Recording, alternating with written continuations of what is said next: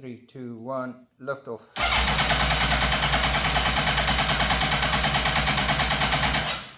Hey guys, Pat from P.U.C.K here. So we're going to jump into part 5. Just want to quickly try out a new video style. As you can see, we're in the new garage. I've got some parts over there. There's the SRAD 1000 swap, some new camera equipment, and yeah, let's see how that goes.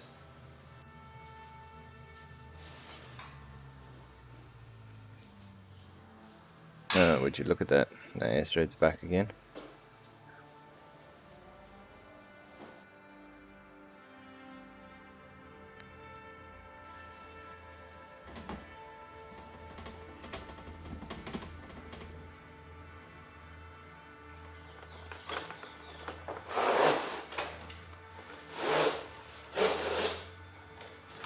Okay, let's get these throttles off. So I had to order screwdrivers to reach the screws. And there's these rubber couplers that have to be removed to get the throttles off. And also remember to make sure your throttle cables and all of your connectors are removed prior to you removing the throttles, or else it'll be additional cables or wiring that you'll have to do.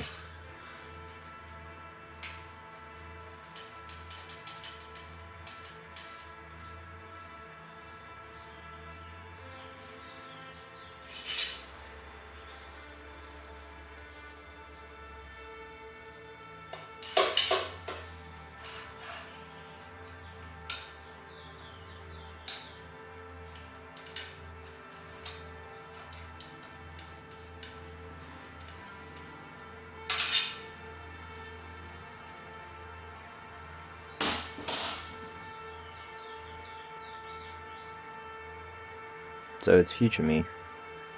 Here I discovered that you need to unscrew until the last thread and then break the seal to get the throttles out of the rubber couplers. And you'll see I'll struggle a little bit just to get those out.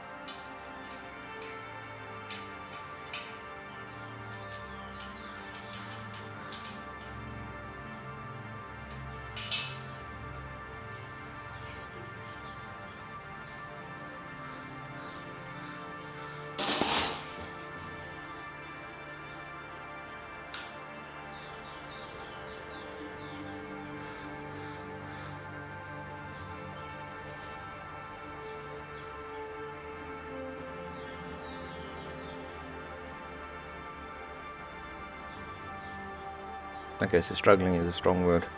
I'm just overly cautious because getting parts for this bike is really hard, and getting the correct parts, and then guys are asking ridiculous prices.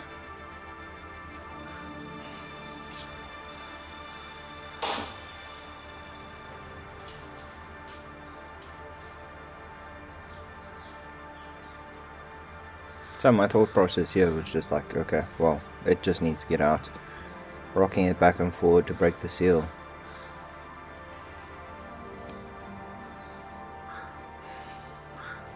Potato. And now we can start.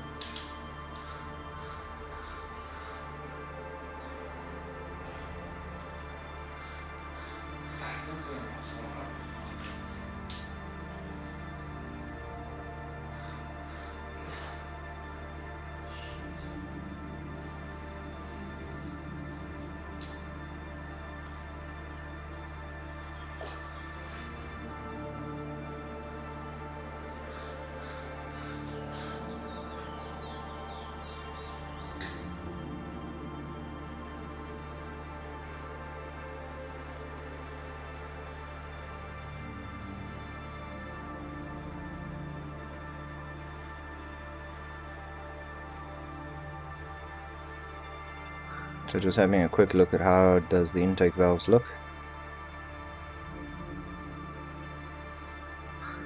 So I found that the throttle was open at a stage, so there was some stuff laying in there. I'm just trying to scratch out most of the big items.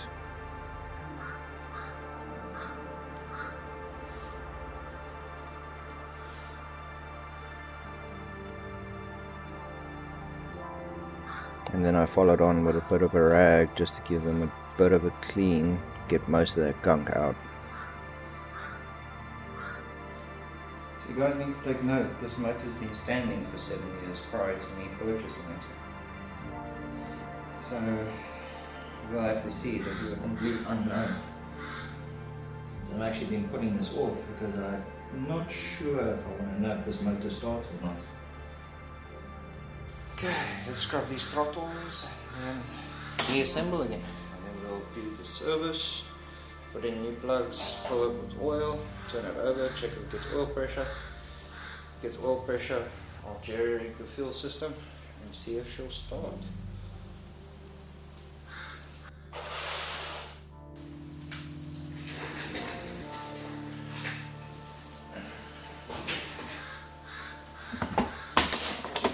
I'm not too concerned about the external, I'm more concerned about the internals.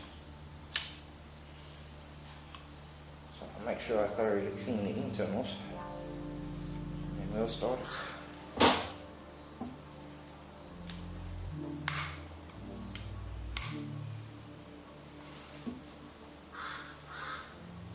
I'll try and not mess with any settings, then it means I'll have to rebalance everything.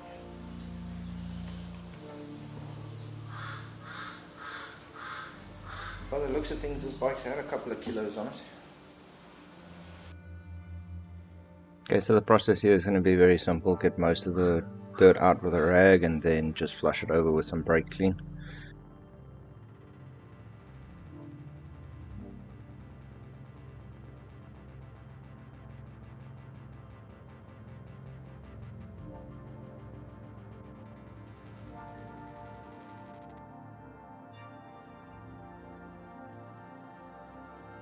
And then remove most of the stubborn dirt again and then flush it again.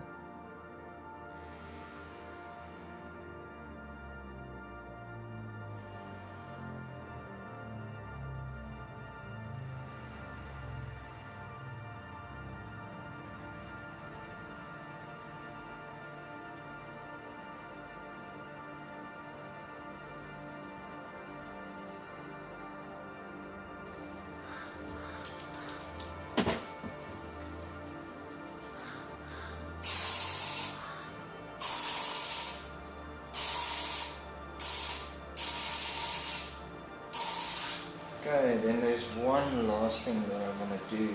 I'm just going to switch around the access ports. So I'm going to switch these two around because I'm putting a different kind of fuel filter since this is a deadhead system. I'm using a VW Polo filter. So what I want to do is I'm going to just switch these over and point this tube in a different direction. So I just want to come in here and say the only thing that I'm not switching here is not access ports. So my fuel inlet tube just needed to point in another direction so we could minimize the amount of hose we needed to use. And yeah, so unscripted as best as it could be.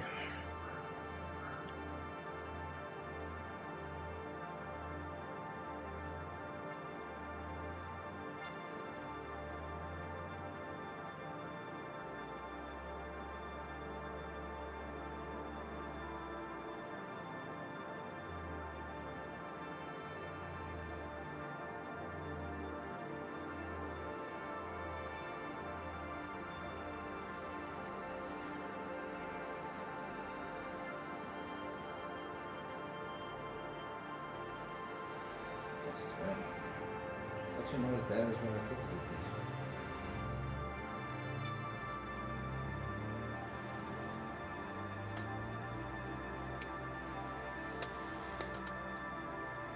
Man, I was super glad that this was not a fixed rail, because how the system works is your mid pieces have hex slots, and certain of these pipes, so it was the 2 on the ends that had these slots that needed to slot into them for a certain orientation, and just the 3 screws that are holding them down. So, well, obviously to prevent the fuel pressure from pushing the injectors out.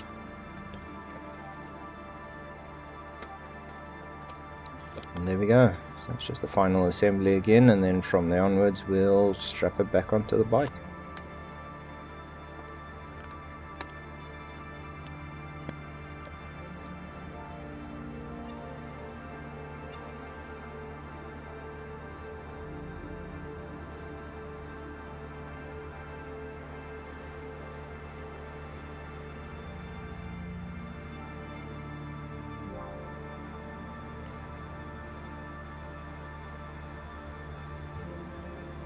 So assembly is basically the reverse of disassembly. Only thing that I can give a tip on is ensure that your clamps are turned towards the slots in the frame, else you're going to struggle a little bit trying to get them tight, and as they tighten they turn. So offset the clamp's position so that when it starts tightening it doesn't get out of reach of the star or Phillips head.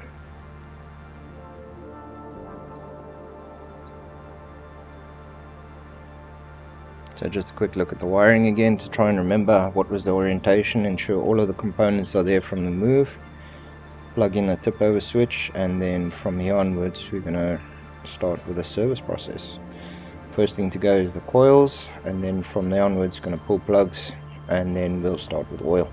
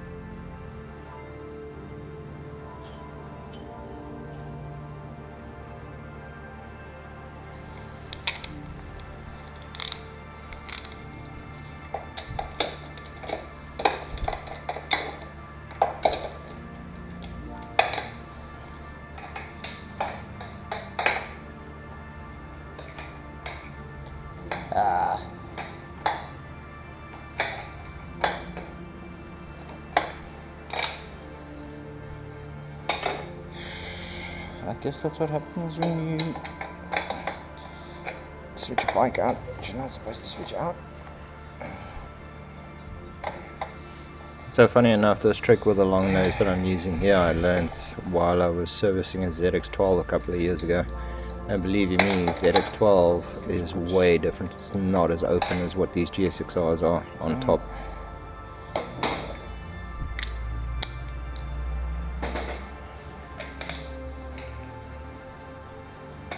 Interested in seeing how these plugs look.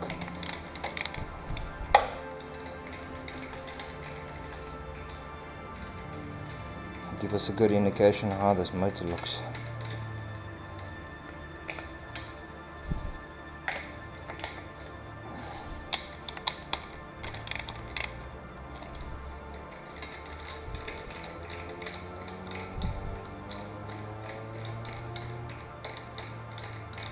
It looks like all the intake valves were in place or intact. So the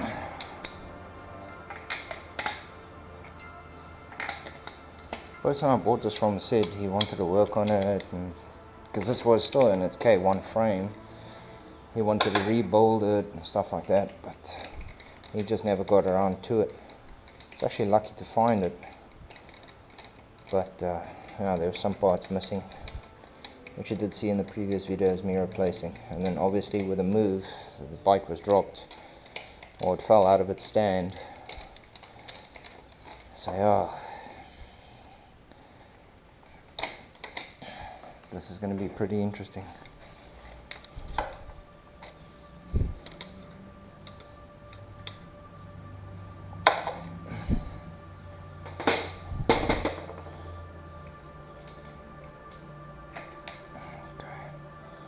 Let's see if I can pull some of these plugs.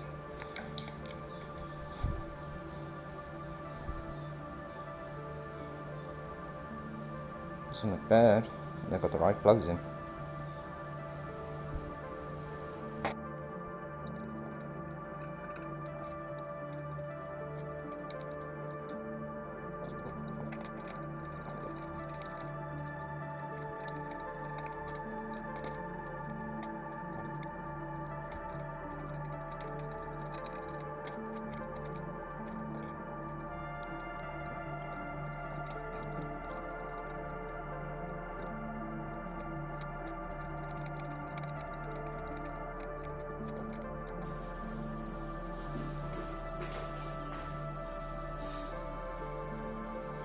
So before you guys chastise me, a couple of days prior to this, I had actually properly cleaned out the airbox off camera.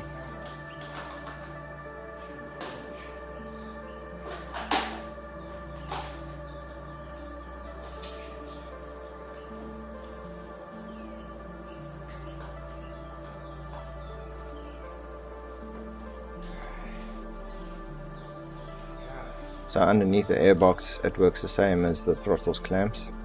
There's rubber couplers on the airbox side with 4 clamps that need to be tightened down. And you would use the same process, ensure that they're seated correctly. And one thing I noted here is that the rubber couplers have this tendency to collapse and then they don't seat properly. So just make sure that when you're putting it on, you wrap it over the throttle and then tighten it down.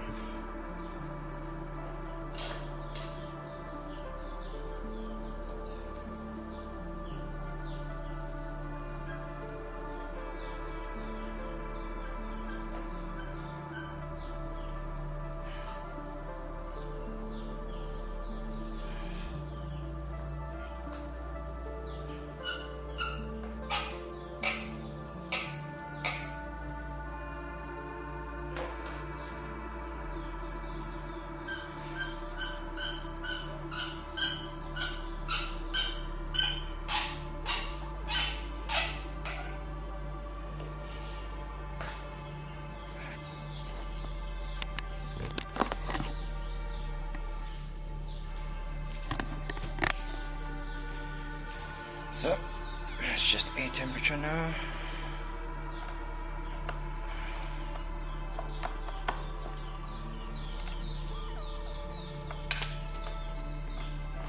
And then the breather, crankcase ventilation.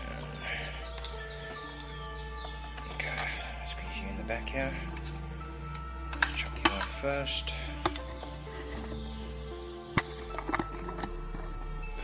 This is pretty difficult with one hand.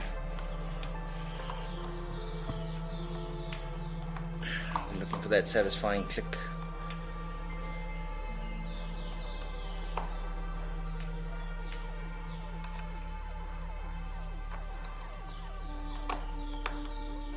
Come on, come on, come on, come on.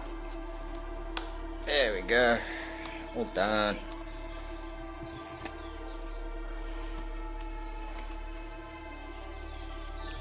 Just clamp down.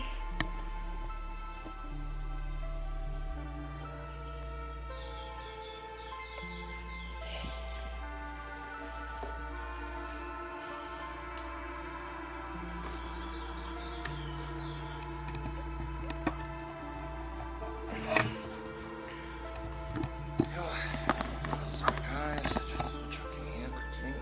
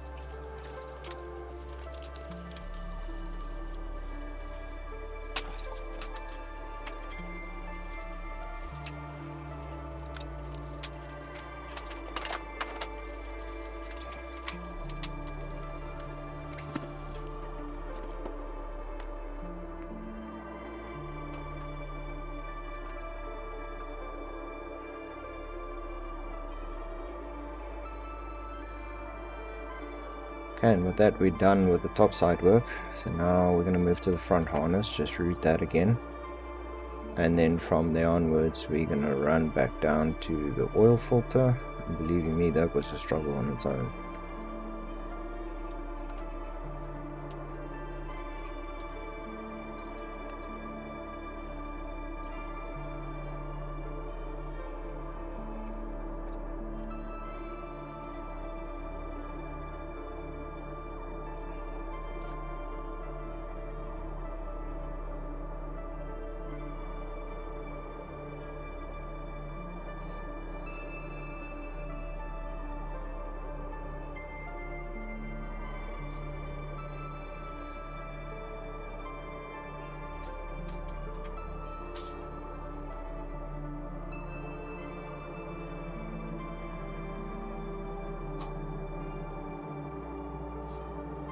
So I bought this service kit from we sell parts, and they include this oil filter wrench.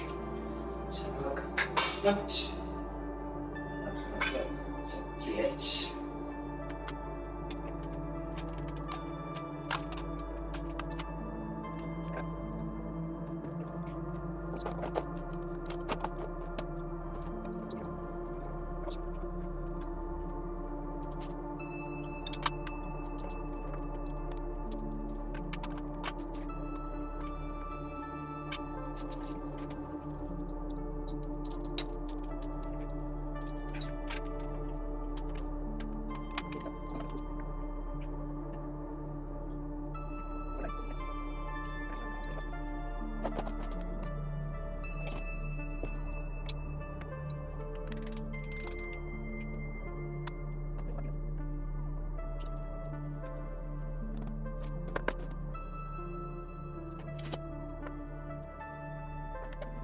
Okay, so this is where the struggle starts. You'll see me moving in and out the frame continuously, trying different methods, different tools. So I've tried all the kinds of methods that I had to use while working on cars, such as using a screwdriver, punching a hole in it, then trying to force it to turn, but that didn't work. So eventually what I settled on, you'll see in the next clip, is a pipe wrench. So that was the only way of me getting that filter out.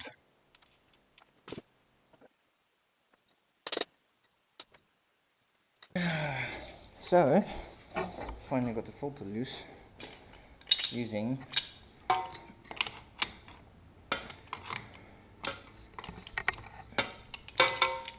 so this is why you only hand tighten your filters, kids. So the next guy or your mechanic doesn't struggle.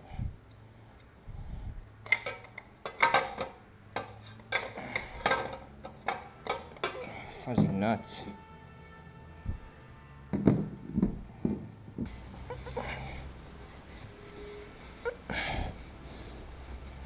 Okay. So I believe oil filter procedures are the same as what there are on cars. So it'll be a normal filter, hand tight, with a bit of oil on the O-ring just to get it a proper seat. Yeah, let's fit this filter. Oh, doing everything one-handed is pretty hectic. I have to give it to the guys who actually do it every day. Okay, so these guys were awesome enough. It's already got an oil layer on it. It's a oil foam, Pat. Oil foam.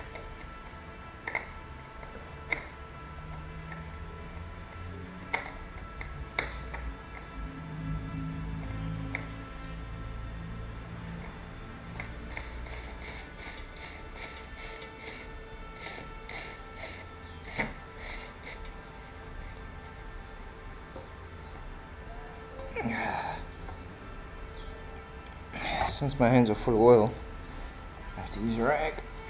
I just need that extra little bit.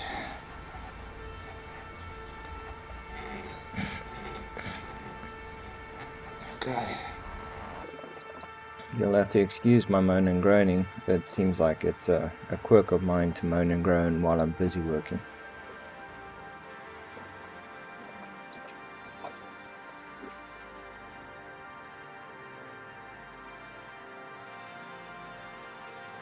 After a quick look, the sump sealing ring had been used a couple of times prior, so it was pretty stuck on there, and to prevent any oil leaks I decided it was the best to remove it, spend the extra couple of minutes and strapping another sealing ring on top of that and causing an oil leak.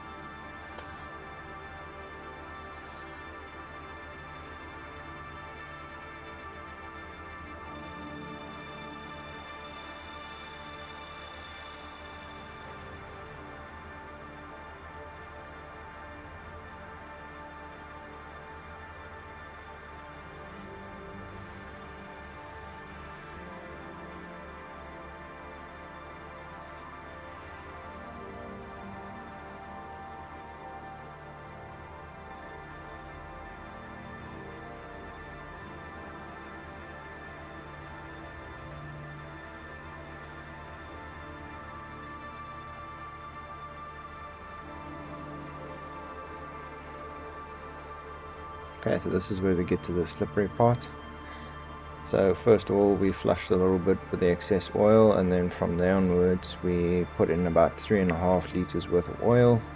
Manual refers to a dry engine, so it only takes 3 liters, but with a dry engine you put in 3.5. And then yeah, I think we're then ready to crank it over and see if she builds oil pressure.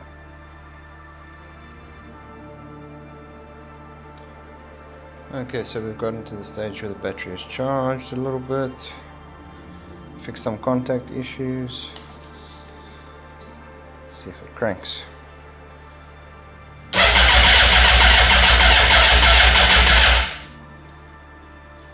think if we spray something in the intake, it'll start. Okay, and that's it for now. So I had to split this video as we had a lot more footage, so there will be another part 5, 5.2 or whichever, and from there onwards then we're gonna correct some of the other issues we found. So hopefully you guys are looking forward to it, and we'll see you later. Enjoy.